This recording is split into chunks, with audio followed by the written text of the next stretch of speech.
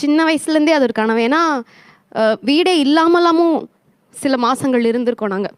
அது அட்ரஸே வந்து வேற ஒருத்தவங்க வீட்டில் ஸ்டே பண்ணி படித்தனால அவங்க வீட்டு அட்ரஸ் போட்டு ஐடி கார்டு வாங்கின கதையெல்லாம் இருக்குது. ஏன்னா நம்ம வீடுன்னு ஒரு அட்ரஸே இருக்காது, அந்த மாதிரிலாம் இருந்திருக்கு. நமக்கு வந்து நல்ல வாடகை வீடு கிடச்சிட்டா சூப்பர்ன்ற நிலைமை தாண்டி இன்றைக்கி நம்மளோட பூமியில் நம்ம இருக்கோம், கீழேருந்து வானம் வரைக்கும் இது நம்மளோட இடம் அப்படின்னு நினச்ச ஒரு வீடு கட்டது ரொம்ப சந்தோஷம்.